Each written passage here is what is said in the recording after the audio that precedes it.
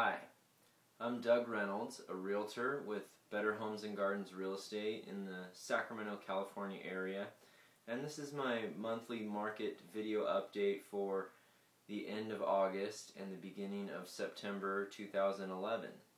So let's quickly talk about the July 2011 statistics for the county. Good news, the median price actually went up about 1% for the month, so we went up to about $166,000 is our median price right now. The volume, the amount of sales actually declined a little bit, about 9% to a little bit under 1,600 sales for the month, but that's historically typical. We've talked about the beginning of spring, the beginning of summer, sales go up, and then as we start ending the summer and entering the winter, the amount of sales start to go down a little bit, so that's pretty typical. The inventory actually ended up staying flat. Even though we had less sales, there's a little bit less inventory. So we're at 2.4 months worth of inventory. We've talked about that before. That's still considered a pretty historically low inventory there. So in terms of the sales that happen, we're kind of still roughly in that. I've talked about a third of them are being foreclosures, about a third of them are short sales, and about a third of them are conventional sales. So, and those vary a little bit within each month, but roughly that's going to be our market moving forward for the next year or two here at least. A third, different types of sales. Buyers, real quickly, let's talk. Man, interest rates, can you believe it? They're around 4% right now. People just never thought interest rates would ever get this low. So I've got buyer clients there just falling all over themselves, can't believe how low interest rates are.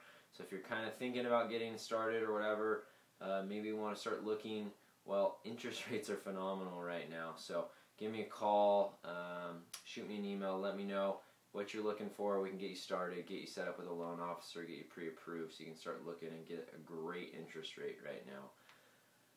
For sellers, I want to talk about short sales real quickly before we wrap up here. I've created a website. It's called BHG, stands for Better Homes and Gardens, BHGshortsales.com. Okay? And what it is, it's an informational website.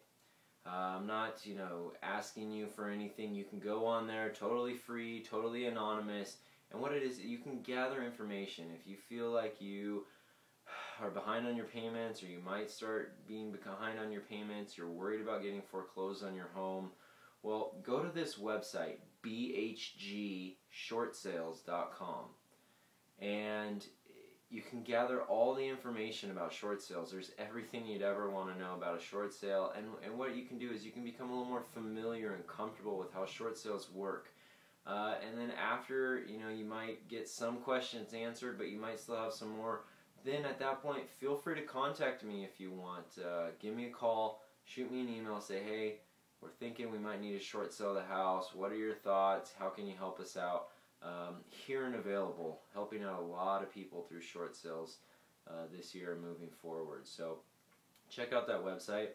Another great thing that just happened last month in July, the bill SB 458. The California legislature just passed that. It has to do with short sales. So anyone with a residential 1 to 4, I shouldn't say anyone, most people with a residential 1 to 4 unit residential property, if their lender or lenders agree to the short sale, they cannot come after you for the deficiency after the short sale closes. Meaning, if they're getting less than what they're owed, they previously could have gone after you for maybe the balance after the short sale was closed. They cannot do that in California any longer. This applies to firsts, this applies to seconds. So any junior lien holders, previously seconds could, now they cannot. This applies to if it's an owner-occupied property or if it's a rental property. If it's an investment even, this applies. And it also applies if the loan is purchase money or if it's refinance. So it covers a lot of things. There's a couple of subtle nuances that aren't covered. If you're fraudulent on your loan application or you damage the property and created waste and there's a few other small things that don't apply. Go on the website, you can get all the information about that, or feel free to call me and say, hey, are we covered by this new SB 458 now? But it's a great bill that was passed to cover a lot of people worried about doing a short sale, because the last thing you want is to do a short sale and then have the lender breathing down your neck afterwards. So that's going to take care of a lot of those situations where most people now, after they close on a short sale, they can take a deep breath and say, okay, we're done with that, it's behind us, let's start working on building our credit back up, and let's save some money, and then let's move forward with our lives. So just a good thing that was passed recently. I think it's going to help a lot of people, and in general be a good thing for the state in regards to the real estate market. So that's all I got for you. Hope you're having a great end of the summer. Feel free to give me a call or an email. All of my contact information can be found at my website, buywithdoug.com. Or if you're a seller, you can go to sellwithdoug.com. And you can follow me on Facebook, YouTube, and follow my blog as well. I post 4 or 5 times a week. Got a lot of good information on there. So look forward to hearing from you. Take care and clear skies.